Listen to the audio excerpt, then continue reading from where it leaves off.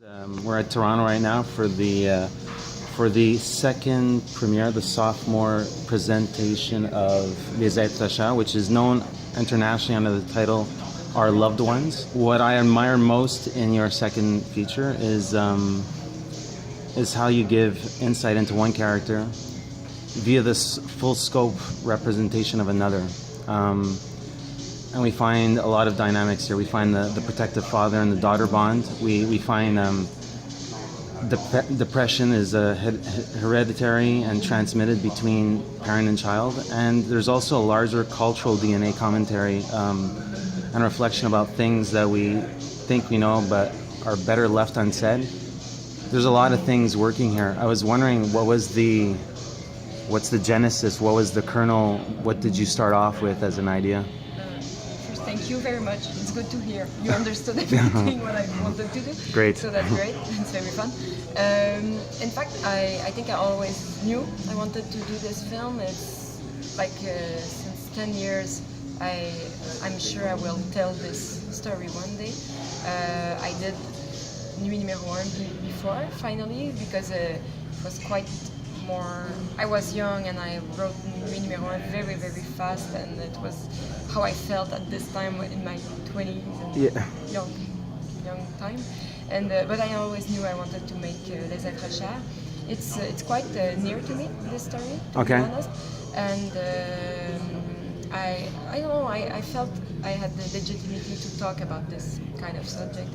I knew all the character of this film. It took me like 3, 4, 5 years to write the script because it's complex, like it's a long time, so it's hard to be at the good time with the good person to tell the story right.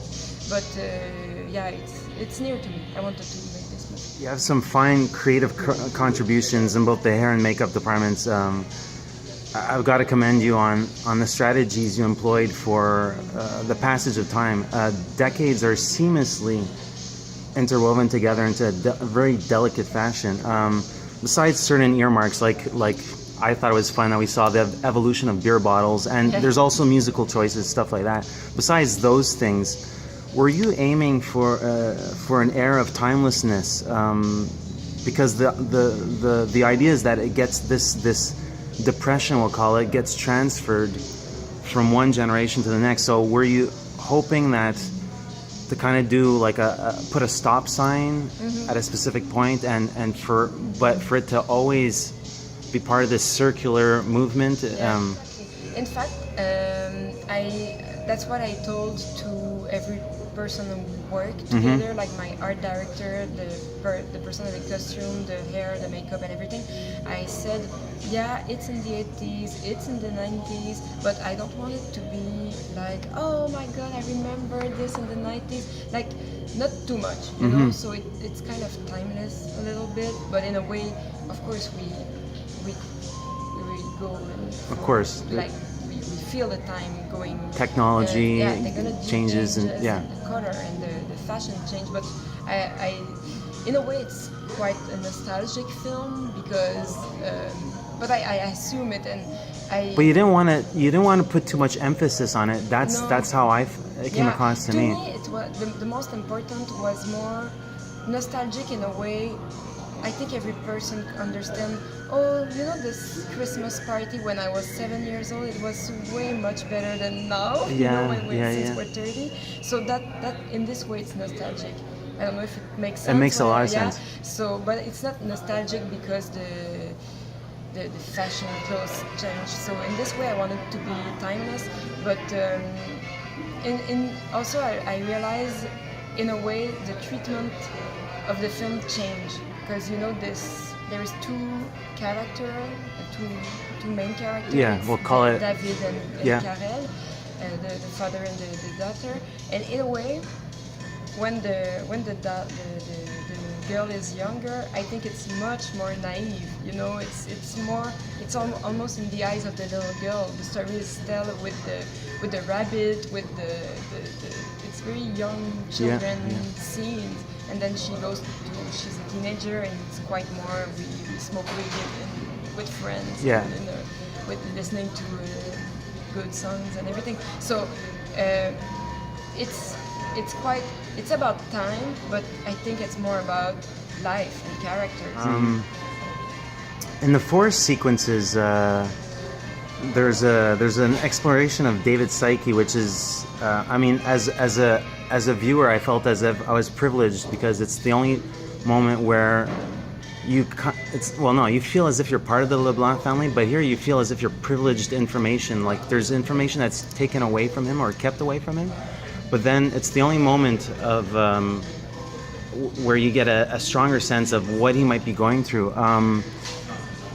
And the sequences are both perplexing, they're soothing, they're subtle, but they're also flag moments. And I was wondering if you could discuss that quiet torment that exists and how important those sequences were to the overall arc. Well, in fact, it's a movie.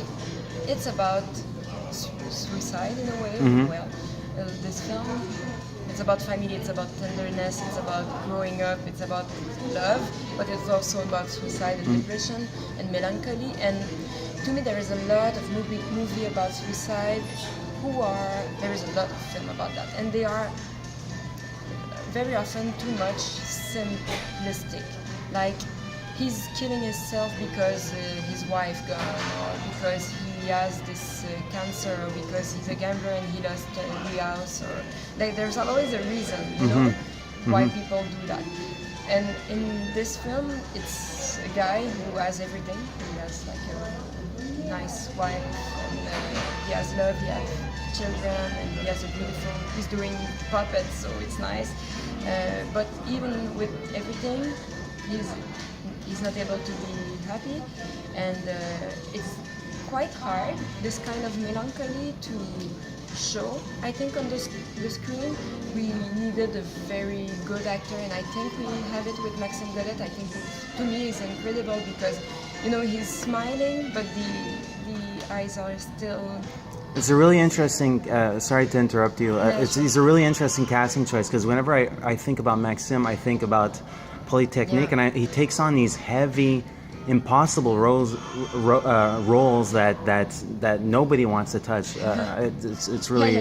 No, he's quite brave actor and quite good and intuitive and very good. But yeah, for me, the sequence in the forest were really to me, he has this perimeter of safeness, you know? He has the house, the forest, and in that, okay, I can live, I'm okay, but I cannot go out of this, you know? It's like I feel safe in the forest, I feel safe with the river, and then the children grow up and they go to Montreal. They go outside those boundaries. Yeah. You're in the midst of your third feature with the actress who plays in Landry-Desy Endorphin.